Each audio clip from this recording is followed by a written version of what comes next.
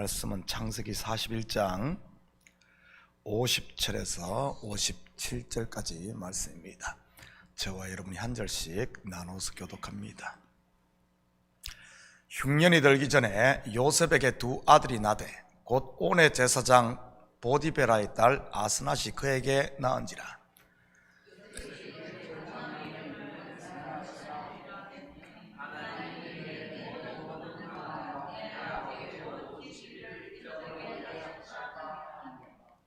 차남의 이름을 에브라임이라 하였으니 하나님이 나를 내가 수고한 땅에서 번성하게 하셨다 함이었더라. 요셉의 말과 같이 7해 흉년이 들기 시작하매 각국에는 기근이 있으나 애굽 온 땅에는 먹을 것이 있더니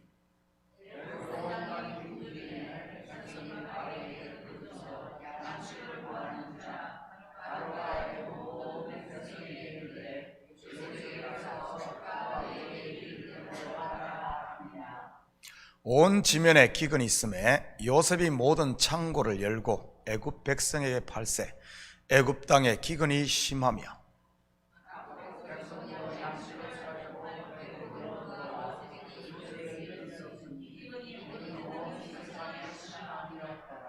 아멘. 좋은 아침입니다. 바로가 꾼 꿈 7년 풍년과 7년 흉년, 그것은 구속 역사로 보면 크게 두 가지로 볼 수 있습니다. 먼저는 7년 풍년의 때, 곧 곡식을 준비해야 하는 때는 율법 아래에 있는 구약시대를, 그리고 7년 흉년의 때는 은혜 아래에 있는 신약시대입니다. 왜냐하면 7년 풍년의 때는 자기들이 손으로 지은 소출을 먹는 때이기 때문이지. 그런데 7년 풍년의 때는 어떻습니까? 흉년의 때는 어떻습니까? 자기가 얻은 소출이 아닌 요셉을 통해 양식을 공급받기 때문입니다. 한마디로 은혜로 곡식을 공급받는 때이기 때문이지. 또 하나는 지난 설교에서 말씀드렸듯이 이것을 지금 우리에게로 적용하면 7년 풍년의 때는 지금인 것입니다. 믿음의 양식을 준비하고 방주를 지어야 하는 때 말이지. 오늘은 요셉이 낳은 두 아들 속에 감추어진 복음과 7년 흉년에 대해 같이 공부해 보도록 하겠습니다. 50절입니다. 흉년이 들기 전에 요셉에게 두 아들이 나되 곧 온의 제사장 보디베라의 딸 아스낫이 그에게 낳은지라. 우리가 성경을 읽다 보면 본문과 같은 구절이 나오면 좀 당황하기 쉽습니다. 왜냐하면 예수 그리스도를 모형하는 인물인 요셉이 애굽의 이방신의 제사장의 딸과 결혼을 했다는 것에 대해서 말이지. 그런데 성경은 그 어디에도 요셉의 결혼에 대해 옳다, 그러다는 잣대를 댄 곳이 없습니다. 그렇다면 왜 굳이 요셉의 아내를 소개하며 그의 장인이 온의 제사장이라는 사실을 밝히는 것일까요? 당시 제사장은 특권층, 곧 지배계층에 있는 사람이기에 노예 출신인 요셉이 결혼을 통해 총리에 맞게 신분 상승이 되었음을 말하는 것일까요? 분명 그것은 아닐 것입니다. 그렇다면 그가 온의 제사장의 사위임을 밝히는 이유가 무엇이겠습니까? 그것은 바로 아버지 야곱이 그에게 채색옷을 지어 입으심으로 그가 가정의 제사장이 되었듯이 이제는 가정을 넘어 애굽과 이 온 세상의 제사장이 되었음을 암시하는 것입니다. 지난 새벽에 살펴보았듯이 바로가 그에게 인장 반지와 세마포 옷을 입히고 금사슬을 목에 걸어줌으로 말이지요. 물론 바로는 그를 총리로 세웠지만 하나님께서는 요셉을 제사장으로 세웠던 것입니다.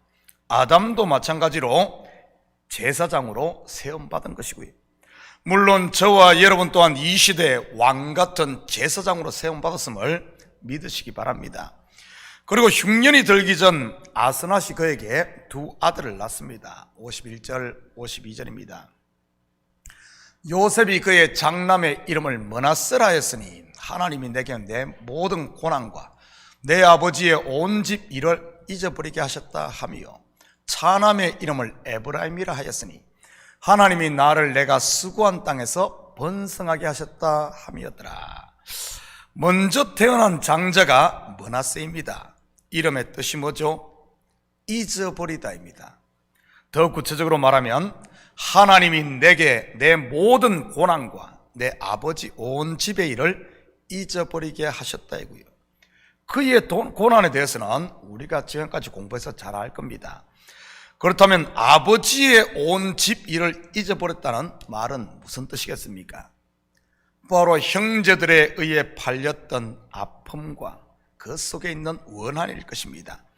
그리고 형제들의 모든 죄인 것이고요.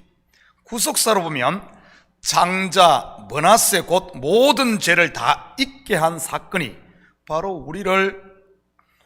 우리의 죄를 동에서 서가 먼 것처럼 깨끗하게 씻어 다시는 기억하지 않는 예수 그리스도의 십자가인 것입니다. 율법의 저주 아래 있는 저와 여러분을 살리기 위해 친히 하나님의 독생자가 지신 십자가 말이지요. 율법의 요구를 완성하기 위해서 말입니다. 그리고 차자의 이름은 에브라임입니다. 창성함, 번성함이라는 뜻이고요. 구속 역사에서 에브라임은 무엇을 말하는 것이겠습니까? 예수 그리스도의 부활입니다. 한 알의 밀이 땅에 떨어져 썩음으로 말미암아 많은 열매를 맺는 그 말이지요. 죄와 허물로 죽었던 하나님의 백성들이 그리스도와 함께 살아나 셀 수 없는 큰 무리를 이루는 교회 말입니다. 그래서 교회의 이름이 창성함, 번성함, 풍성함이라는 에브라임인 것이고요. 54절입니다. 요셉의 말과 같이 7해 흉년이 들기 시작하며 각국에는 기근이 있으나 애굽 온 땅에는 먹을 것이 있더니 7년 풍년이 지나고 7년 흉년이 시작되자 각국에는 기근이 시작이 됩니다. 여러분 이상하지 않습니까? 7년 풍년을 맞았다면 그 많은 곡식을 다 어떻게 했겠습니까? 노세 젊어서 놀아 하면서 다 먹어버렸을까요? 그런데 애굽 온 땅에는 먹을 것이 있네요. 물론 요셉이 세금으로 거두어 저장한 양식인 것이고요. 성경에서 양식은 하나님의 말씀을 상징하는 것에 대해서는 우리가 이미 배웠습니다. 그렇다면 이것은 무엇을 말하는 것이겠습니까?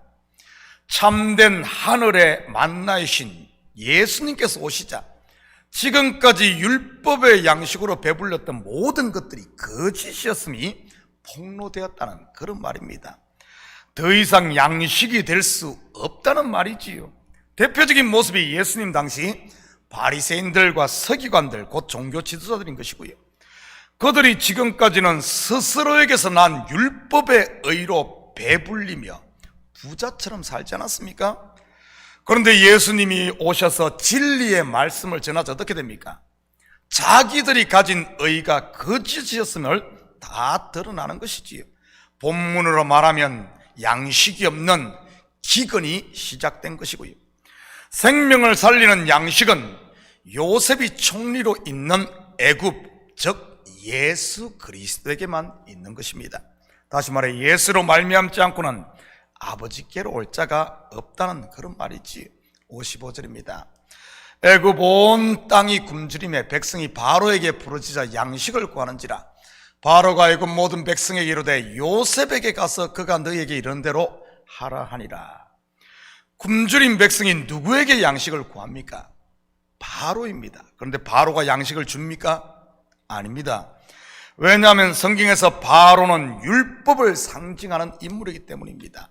7년 풍년 동안에는 바로가 주는 양식으로 살았습니다. 그런데 7년 흉년 때에는 어떻습니까? 그가 더 이상 양식을 줄 수 없는 것입니다. 그래서 바로가 백성들을 요셉에게 보내는 것이지.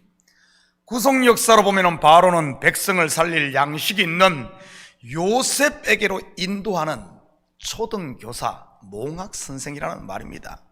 사도 바울은 갈라디아 3장 23절에서 25절을 통해 이 비밀을 소개하고 있지요. 한번 볼까요? 믿음이 오기 전에 우리는 율법 아래에 매인 바 되고 계시될 믿음의 때까지 갇혔느니라. 이같이 율법이 우리를 그리스도께로 인도하는 초등교사가 되어 우리로 하여금 믿음으로 말미암아 의롭다함을 얻게 하려 함이라. 믿음이 온 후로는 우리가 초등교사 아래 있지 아니하도다. 여기서 사용된 믿음이라는 단어를 헬라 원어로 보면 소유격으로 기록되어 있습니다. 다시 말해 나에게서 난 믿음이 아닌 그리스도의 믿음이라는 말입니다. 그래서 믿음이 오기 전 또는 믿음이 온 후라고 소개하고 있는 것이고요, 믿음이 생기기 전 또는 믿음이 생긴 후 이렇게 기록하지 않습니다. 하나님으로부터 주어진 그분의 믿음이라는 말입니다.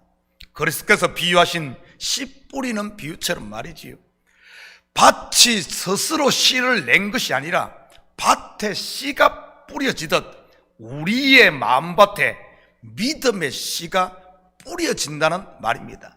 그래서 이 씨는 내 것이 아닌 씨를 뿌린 주인의 것, 바로 예수의 믿음, 하나님의 믿음인 것이고요. 이 믿음의 주인이 누구입니까? 믿음의 주요 온전케 하시는 예수를 바라보자. 바로 예수 그리스도인 것입니다. 율법의 참된 목적은 우리를 그리스도께로 인도하기 위해 주신 것이라는 말입니다.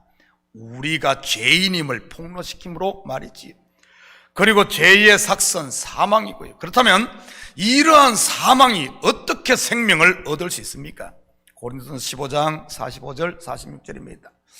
기록된 바 첫사람 아담은 생영이 되었다 함과 같이 마지막 아담은 살려주는 영이 되었나니, 그러나 먼저는 신령한 사람이 아니요 육의 사람이요 그 다음에 신령한 사람이니라. 아담이 흙으로 지음받고 어떻게 생영이 되던가요? 하나님께서 코에 생기를 불어넣음으로입니다. 우리가 바로 믿음의 씨가 뿌려짐으로 되듯이 말이지요.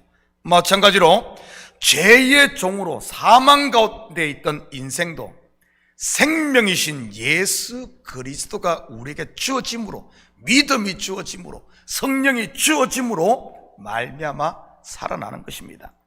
오늘 본문으로 말하면 예수 그리스도의 모형인 요셉이 주는 양식을 먹음으로 말이지. 56절 57절입니다.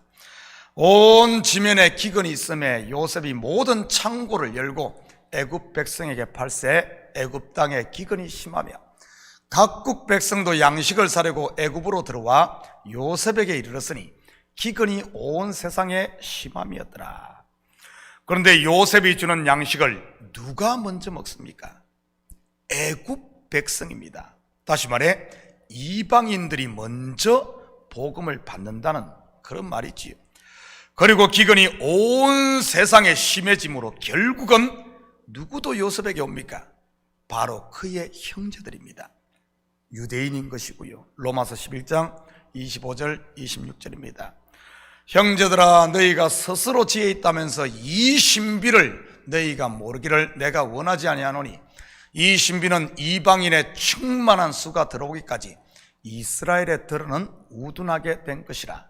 그래야 온 이스라엘이 구원을 받으리라. 기록된 바 구원자가 시온에서 오사 야곱에게서 경건하지 않은 것을 돌이키시겠고, 애굽 곧 이방인을 구원하고 이스라엘 곧 야곱의 집을 구원하는 것입니다. 이러한 구원자인 요셉 곧 예수 그리스도는 시온 곧 이스라엘 집에서 온 사람인 것이고요.